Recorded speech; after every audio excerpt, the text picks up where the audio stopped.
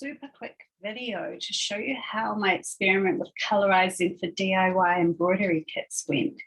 There are several ways to do it, and I have another video in the works showing the best way to do it. The link will be in the description below when it's live. I wanted to also do this video so that you can see some of the issues I had, and in my other video, I show you how I got around them.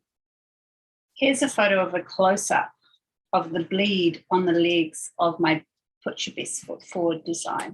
So I start with the tracing process, putting the fabric in the hoop upside down.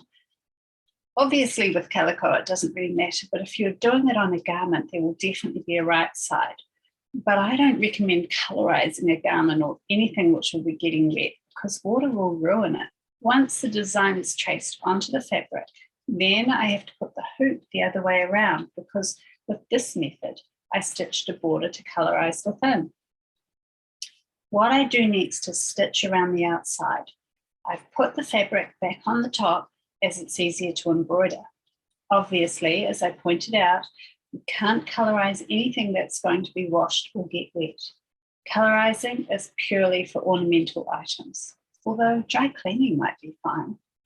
And also, if you're worried about your stitches not being very neat, don't stress about that either. Embrace imperfection. And if it really bothers you, you can troubleshoot stitching issues later. Now the design is traced and stitched, and it's ready to be colorized. What fun!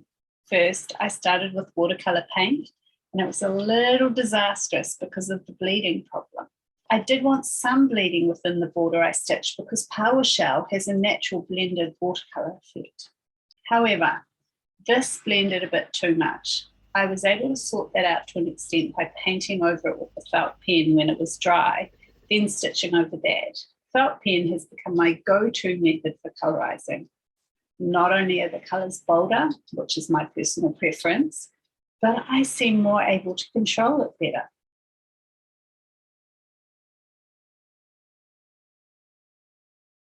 I coloured both inside the design and outside of it. This one I think I could have maybe this colour background or this colour. Let's just have a little test.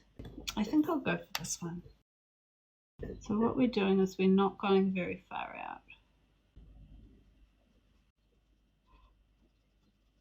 Some of the outside mixed in with the inside colour. However, I didn't really mind because it made both edge areas look like they had a little depth, kind of like shading.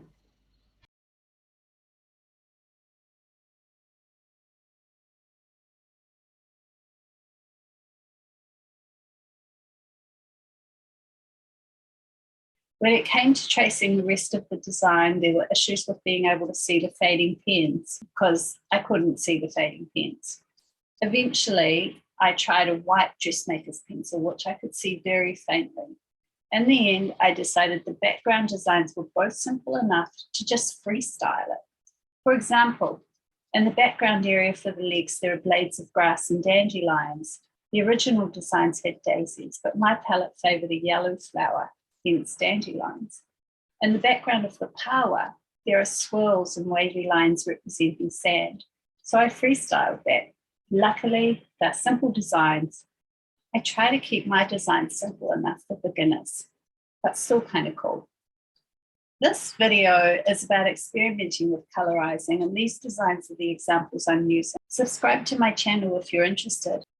Thank you for watching my video. If you want to know more about these designs or other designs of mine, please go to www.hoj.nz. And happy stitching!